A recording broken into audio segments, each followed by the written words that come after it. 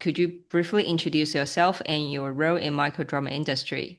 Sure. So I'm Victor Potrel. I'm executive of external strategy at the Soul Group. So the Soul Group is a digital media group who works across production, distribution of content of our own brands, but also third parties. And as part of our distribution and production initiative, we started to do microdrama and drama production last year. And it's something that has been growing in our own portfolio of production. And we also did some work on the distribution side, working with apps and also on distribution on social media. So I would say it's a space where we've been active. I mean, we've been looking at it for several years, but we've been like really doing things and testing different approaches for about 2 years now. You have an app called SHRT, right? SHRT. Can you introduce it a little bit? So first, I will just take a step back. So in the distribution and production, so short is both like production of drama and there is the app short as well.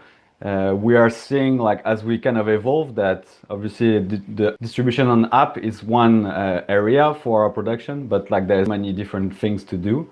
So now we're looking at it a bit more holistically, not just like, there's we create content and there's an app, but there's a whole production element which might not even go on apps.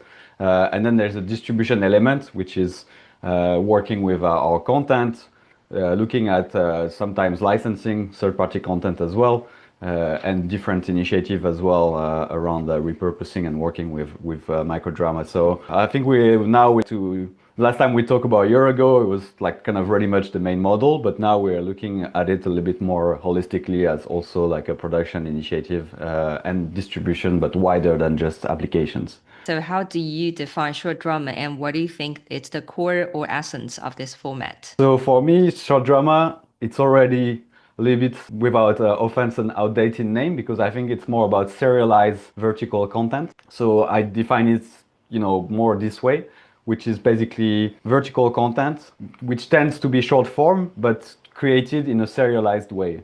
And I think if we describe it like this, we can really understand the essence of it. People are very familiar with short form videos like TikTok, Instagram Reels, YouTube Shorts.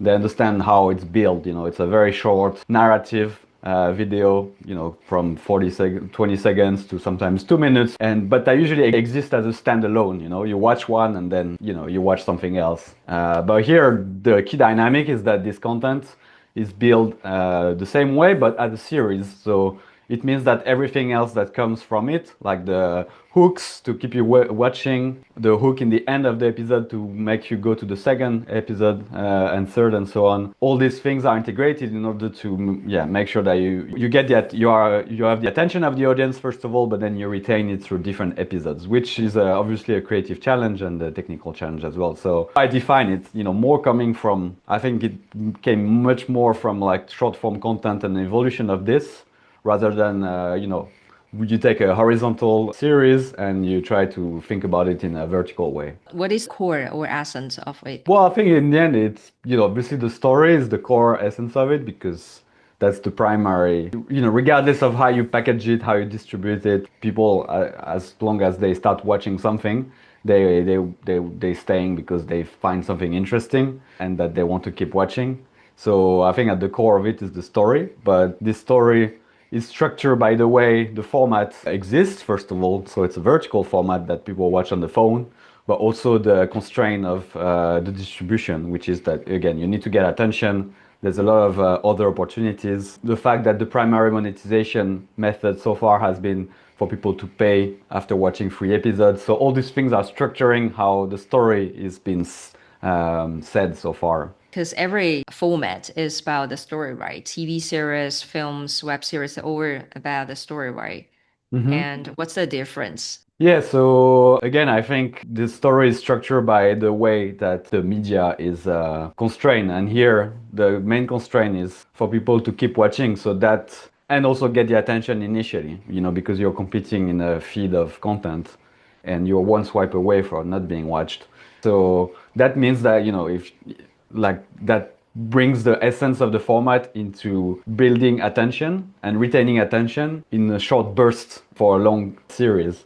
And that's, again, that structure, in my opinion, that's what structure the format. And after that, obviously you have a lot of ways to do it, but that's the primary equation that you have to solve in your story and in your production as well. I mean, because it's not just the script, right? It's like how it's being produced visually. So when I say story, I think it's the whole production itself, basically. But it's defined, obviously, by the way it's consumed, which is a short form on mobile with a high competition for attention, for other things to do for the viewer. Short has recently started exploring AI-generated short dramas. What is the vision behind this direction, and why do you decide to enter the AI short drama space?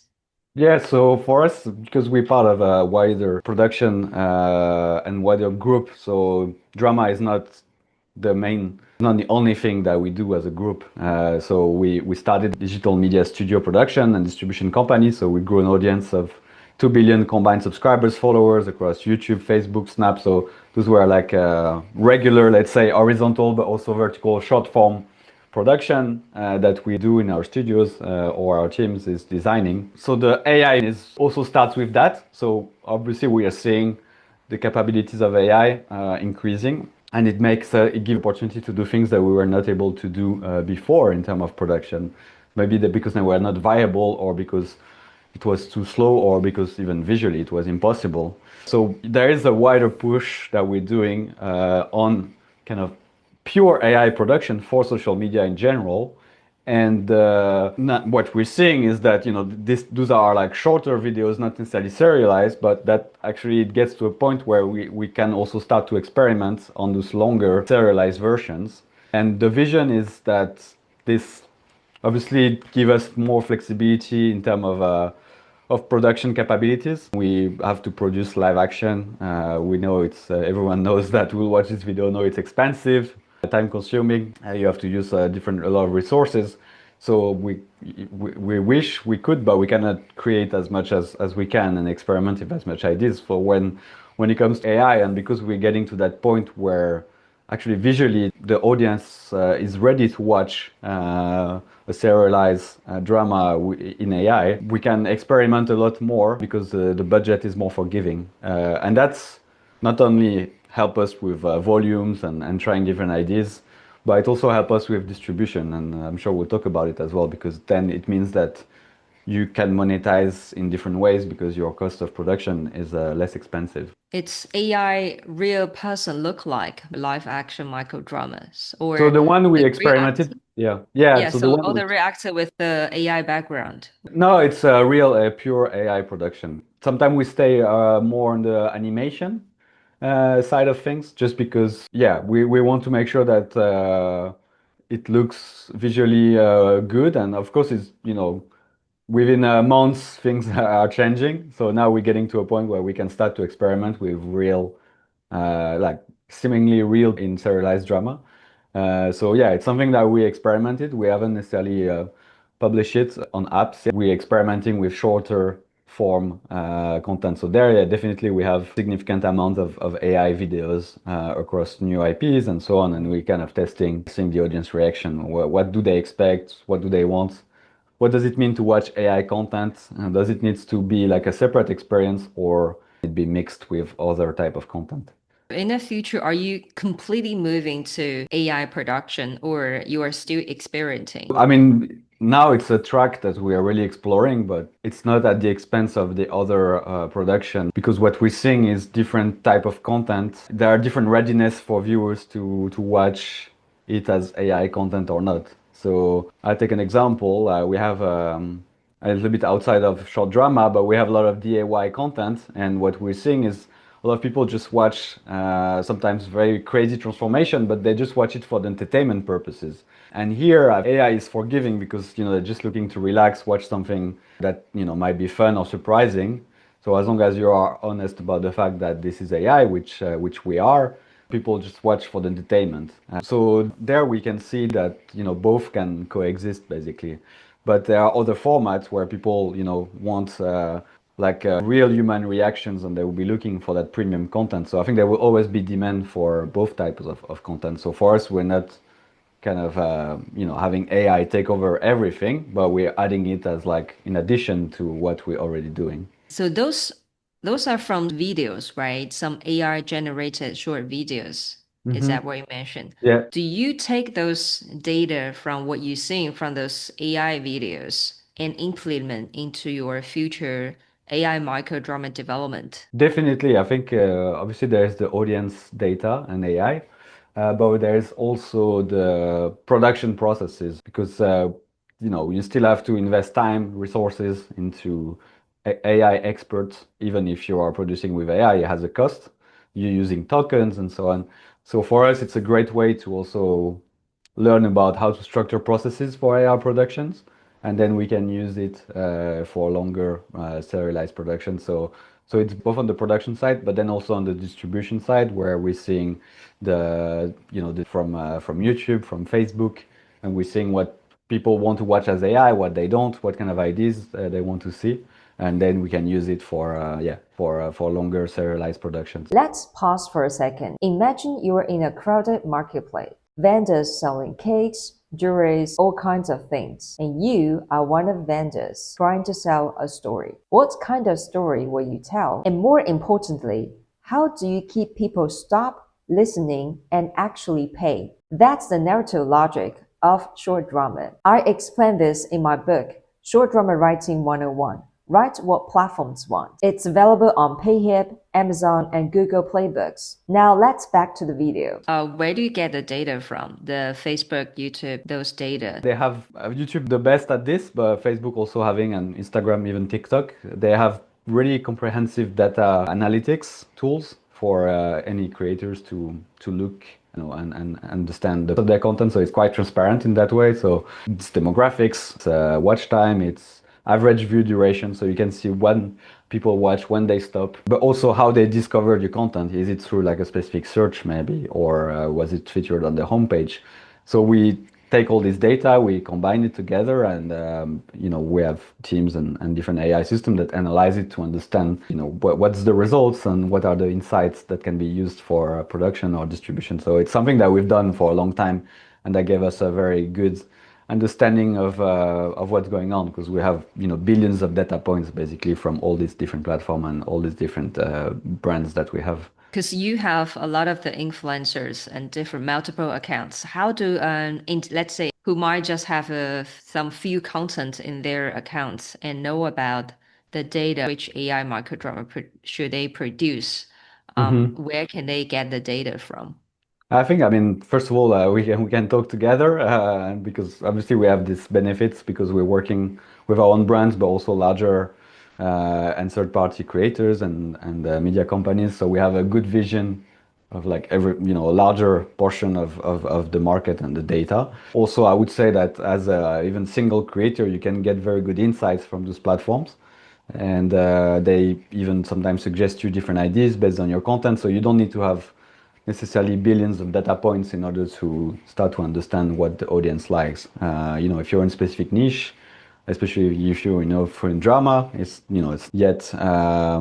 like there are different niche, and you can really quickly understand from the analytics and from posting on social media what the audience likes, what they didn't like, how they find your content, and so on. So, which I think is obviously a very strong benefit of this distribution on social media. Even if it's just a trailer or like some free episodes, you actually get insights from the audience. Where, if you are a producer and you work with a platform, you usually don't see much understanding of the data. Maybe, like you say, you see the views, and you might get some revenue or something like that if you're on revenue share, but you're not going to see like the details of that performance. So that's definitely, I guess, for newcomers or that are more exploring the social media distribution side of things, it's definitely an asset. So we are Yeah. seeing more creators and studio distribute short dramas directly through platforms like TikTok, YouTube Shorts, and Instagram Reels, instead of relying on dedicated apps. So from your perspective, if short dramas are increasingly distributed through social media platforms,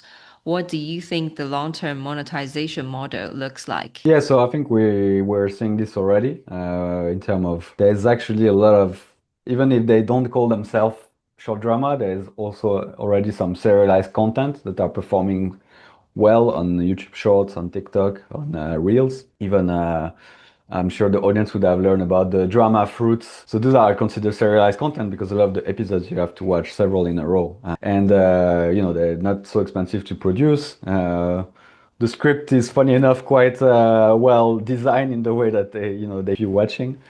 And this opens up opportunities for more AVOD monetization, so advertising-based monetization. When you have to spend at least 100K on a vertical drama, it's difficult to make it work purely on social media because you really have to have strong audience or maybe integrate brands from the get-go, which is not accessible for everyone in order to make something, some return or make it at least profitable. You lower your production costs. Obviously, it opens up more opportunity for AVOD. And the good thing too is that the audience is already trained to be on those platforms. A lot of the acquisition for the apps is coming from the same apps, from the same social media platforms. So I think it's just natural that now the experience is going to, some of the experience, not all of it, is going to happen on those platforms directly. And also I expect those platforms are going to more and more start to tailor the platform to adapt for this. TikTok is doing some moves. Instagram and Facebook, I think, are testing like a series, a section where you can actually have series for short form content and reels. So I think it makes sense that they want to also retain that audience, not necessarily send them outside of their own platform. And the last thing I would add is like for us, we're also seeing it as kind of because we've been in social media streaming for a long time, we understand the dynamic of discovery and so on. It's something that we have been seeing for a long time, and we already have than 5 million combined follower subscribers for production without necessarily putting a lot of like full series. But we have been able to optimize for that audience. And I think that will definitely give us kind of an edge in terms of social media presence. The fact that we have so much experience, we already have existing IPs, even though they are different. So we know, we kind of know how that experience. So I think, for us, it's very exciting to see that this is becoming another model, which will also help to discover new content, new experiences, and so on. Let's say if a creator creates on AI microdrama, how can they collaborate with you? Yeah, of course, we're open to collaborate, so they can reach out. One model that we're exploring is how we can, because we have an established presence, we know how to optimize content for the social media audience.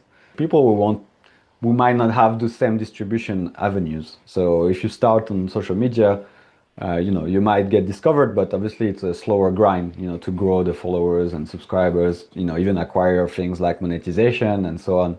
So you can miss out, or people might not find your content. So we can help with that. We can use our own pages and channels to help grow or to help distribute even the content. So in that sense, we are open to discuss with producers, whether it's AI microdrama or even regular microdrama that maybe they've produced for a while, and help them monetize on social media through what we build. What are the differences between traditional microdrama and AI generated microdrama? I think in essence there is not huge differences, especially when it comes to the script writing and the way that it's paced. So it's still the same mechanics of strong hook in the beginning, but also in the end.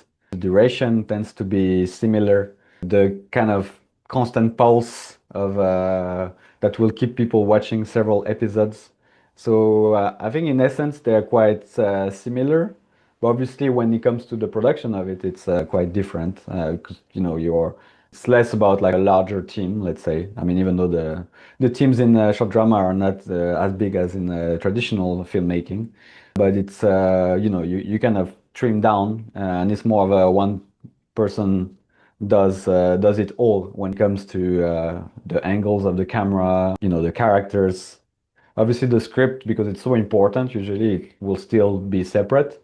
But then when it comes to the actual production, which is all the prompting that needs to be done and so on, that's usually just, you need like someone specialized in that will usually take care of a lot of the aspect that maybe would be several people if it would be like a traditional production. I think the AI microdrama is about 10% or even 20% of the traditional microdrama. Yeah, I think obviously depends what duration and how much token you burn and like the yeah how much people you have involved between script writing and the actual work.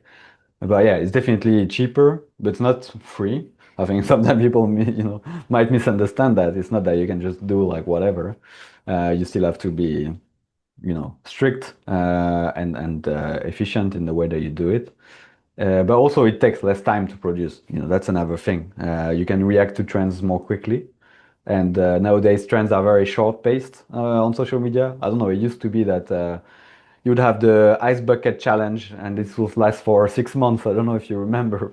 For 3 months people would do the challenge and that would be fine. But now like trends are maybe 1 week long. So if you produce in a different way, then you might just be too late. So that has an advantage of speed, where you can do things that are cool, react to trends faster, and get something within days. That's an interesting point. So if you use AI, it will be faster if you see something interesting, something trendy to test this idea and make it into AI micro drama. Yeah, definitely. And I think sometimes what people might overlook is, especially when you are doing this as an organization, it's not just about being fast, reactive, but also like making sure you are kind of monitoring what's going on across social media, the insights that are coming. So it's something that we're doing like well in terms of surfacing those trends that are surfacing. Sorry to say all that surfacing. That's also important because how you find the new trends is also key. You need to monitor what's going on, and you need to have a mechanism so that people that are producing can see those things, those ideas, and implement them. Is it possible, let's say an AI micro drama is testing the market, it's popular, got lots of views, that is it possible to produce them into a real actor micro drama? Yeah, I think that's definitely can be a use case. I think not all AI content will fit that scheme in a way because some are maybe exist as AI content and that's enough for it to exist within that production framework. I can't think of any examples, but I think definitely I can see how, yeah, something that come from AI could then almost come to the real world in a way. We've seen it a little bit with kind of the original brain rot trend. There's like a lot of new characters that have been AI created, and then there's always the question of like who owns the rights and so on. But then just characters becoming popular, actually, it becomes then makes more sense to do what you do with a regular brand, let's say, even launch actual physical products and so on. You mentioned about brands. How do brands see micro dramas or AI mini series? I think for them, I mean, this is quite new, and brands have usually different question than maybe like a media company. So, they have consumers. Their primary goal is to usually sell products or at least get a positive experience for the viewers and promotional and rich, but that will kind of resonate well with the consumers. So I think for them, it's still like an area where there are risks because they have been backlash of brands using, doing AI productions. So I think they're looking at it, but because it's good for them, it can help the cost of their advertising, the production quality, and so on. But then there's still that risk that they have to navigate, which means that not all of the brands for now are going to be, all in on that. In China, we experience some production company, they are stealing real actors, not actor, real persons, influencers' faces, steal their image from the video and secretly use in their Wow. AI microdrone production, and they were sued by those creators. How do you see this and how to avoid those problems? So I know that obviously it's a very hot topic because it was not a problem like a year ago, but now it's becoming a problem with deepfakes and so on. So what we're seeing is it's a topic that general platforms take very seriously, but also those creators and those actors because it's a big problem. So traditional actors have the same problem. We can see that there is very quick evolution of how to control that, even though it's still, kind of changing every day. But a platform like YouTube, for instance, they implemented a tool where if you are a creator or, you're Hollywood actors even more, like they had access even earlier.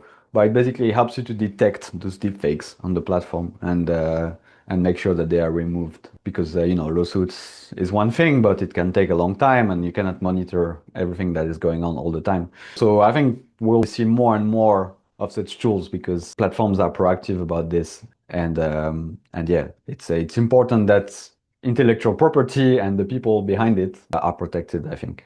Technology is catching up also in terms of how to protect creators and actors and just people generally. Can ordinary creator have the thing I actually protected?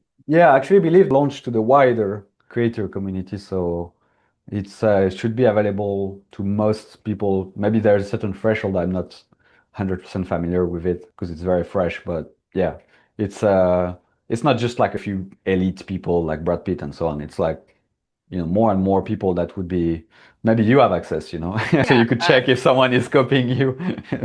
I'm thinking about this, but what if I personally use myself as an AI woman? Is YouTube gonna block me or not? No, because you have the control, right? So you are monitoring the use of your likeness.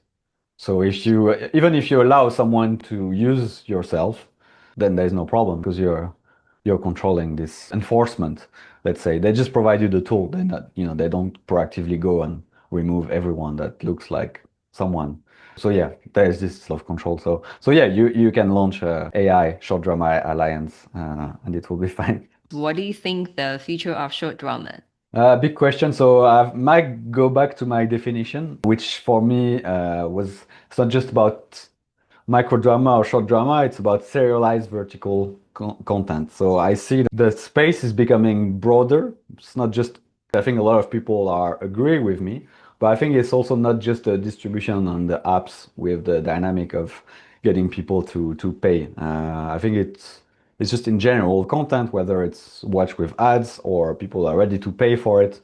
I think that's what's becoming the format, and it's much wider than the microdrama in terms of the impact that it has and how many people are going to watch it. So I think it's even more massive. So last week I was speaking, for instance, to some broadcasters actually, which do a lot of documentaries, news content, and it was very interesting because I can really see how they're active in the short form space, but they're not active in the short form serial space because they're not going to do macro drama. It's not their expertise, but they could definitely. I could see how they could do documentaries or even impactful news content that would be watched as a series in vertical format, and they would need to use the same, let's say, than we're using in microdrama, which is the hooks, the building the script, the how the format works, so on.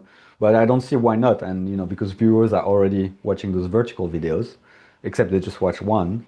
They just need to, make things a little bit different and learn from what we're doing in the space to turn this into a 10 episode series or 20 episode series. So I personally see this as like the evolution. Maybe it's a little bit different than some other people, which see that maybe it's going to be much deeper into that kind of app experience, pay experience and stay around drama mostly.